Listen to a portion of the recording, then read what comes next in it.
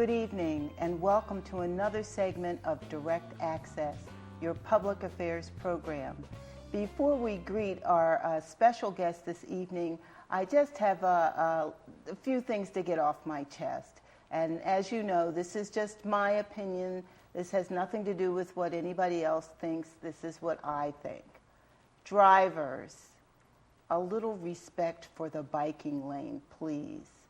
Those bikers out there are helping us with the ecology. So I think they deserve our respect. And bikers, a little respect for the pedestrians. What are you doing on the pavement? Come on. Can't we all just get along? We're all trying to work for a better planet. If you're walking, you're working for your health. If you're biking, you're working for cleaner air. And if you're driving, hey, get a hybrid. Okay, that's enough said. Now we're going to meet our special guest, Dr. Banjeri, and I hope I'm pronouncing that correctly. You're doing it very well, ma'am. And Dr. Banjeri has a doctorate in physics from University of Calcutta. University of Calcutta, and you retired mathematician and computer scientist from St. Joseph University. That's right. And how long did you teach there? I taught there 10 years.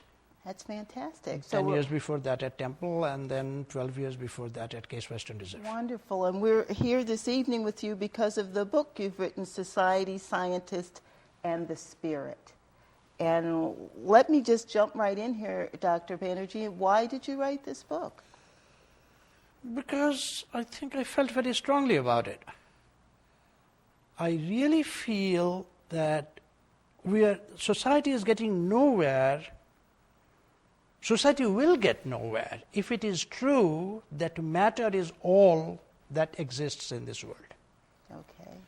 Because my feeling is, and some materialists will disagree with me on this, is that makes it very difficult to argue against greed, to argue against exploitation.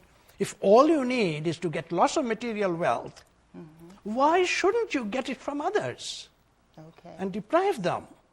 Now, was there something in your life that some incident or some epiphany that motivated you to tackle this subject? It came on very, very slowly. This whole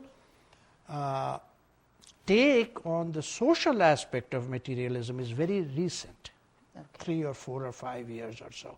There's a book I mentioned in my book by Michael Lerner, who basically showed what kind of malaise there is in society, and he says that is because society is godless. So you're calling for a spiritual awakening, not necessarily a religious awakening. No, a spiritual awakening. Religious is a horribly slippery slope. I don't want to step there. Okay. But I do want a recognition that there is something other than matter. And when you say matter, you mean that which we can see or touch, taste, feel, all the five senses. Things that the physicists deal with, including energy. Okay. I'll put it together. I mean, they are interchangeable anyway. I mean, so Einstein, EMC squared, all this stuff. Okay, so I don't want to get too far afield in the intellectual realm because I'll be drowning in that pool. No, please don't. But for our viewers, just give us the layman's version of what exactly your book is about. Like, can you do that? Like, summarize it? Yes, I will. I introduced the book by pointing out that if you believe that matter is all that exists, anything that you can see, feel, eat, especially eat, is all that exists, then it is very difficult for society to go on a compassionate, balanced path. You were talking about ecology in your introduction. Why shouldn't we have dominance over the earth? And the reason, of course, is that the earth is finite and life is not. I mean, but those arguments are only very recent. Somewhere in the Bible, they say God said have dominance over earth, and some people thought that means you can do whatever you want with the earth, rather than be its guardian. Right. Anyway, so that's how I started, and then I say, okay, and we will never stop believing in materialism unless the scientists do. And why do you think that?